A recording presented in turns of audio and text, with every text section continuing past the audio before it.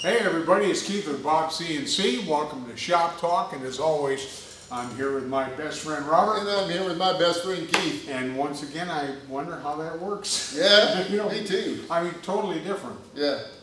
Like you see things spatially. Yeah. You love math. You like to read. You can't, and I don't. I look at pictures. Yeah, I was just going to say I don't need the pictures. Yeah. But you know, when we're continuing a series here on the things you need to be aware of when you're looking for a CNC, and one of those things has to do with how you conceive of spaces, and it has to do with axes or axis, singular, all the rest. And for me, it was, you know, this is stuff I remember back in junior high math, and I was never going to use it, and I never did. Filtered that pub stuff Oh right yeah, out. and then all of a sudden I jumped right into this stuff where it would have been handy for me to understand. So, I think, you know, when you're a kid and they're teaching you these coordinate systems and all that other stuff, or maybe you get into the advanced where you actually do polar coordinate systems, I wish they would show you that there's a reason that this stuff is really cool, namely CNCs, right? And it can be used for other stuff too, but at least, you know, kids would see that it had a purpose and they go, okay, I can understand that. And I'm not saying that there aren't teachers that do that. Yeah, maybe there was. I didn't have one either. No, I didn't. I didn't even know I liked math until later in life when I decided to go to college, and it's like, this stuff's really cool.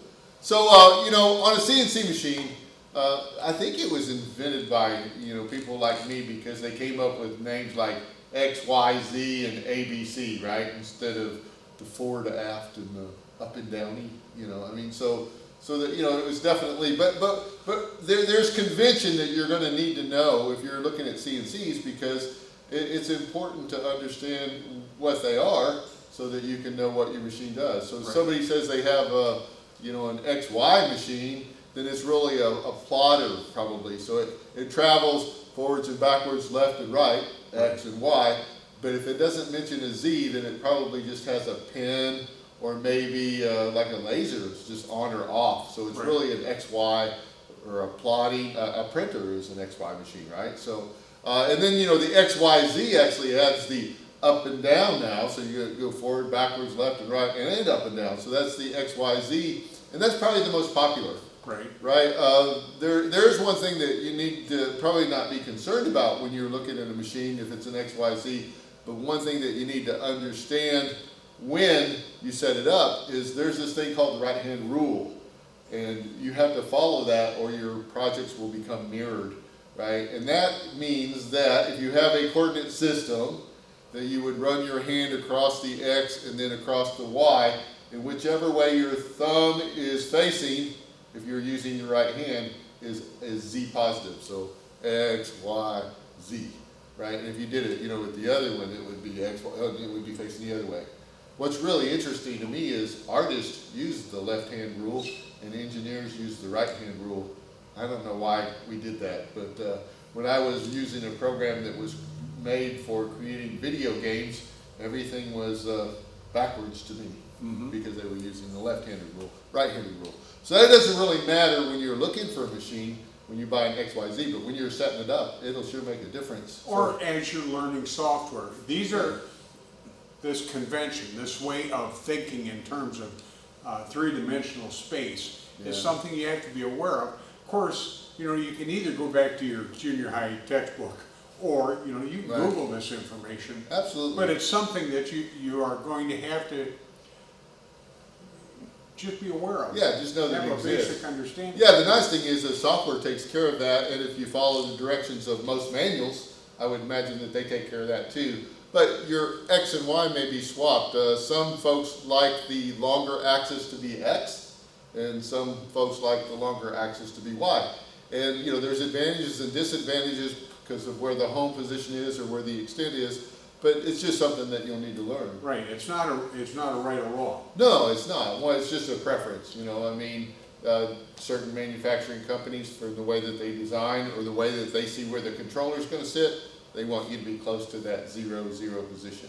Now, we have a 3-axis machine that we just introduced called the Revolution. Yeah, so that introduces an A, or a rotating axis. Right, but but it's not like it created one, we disabled one.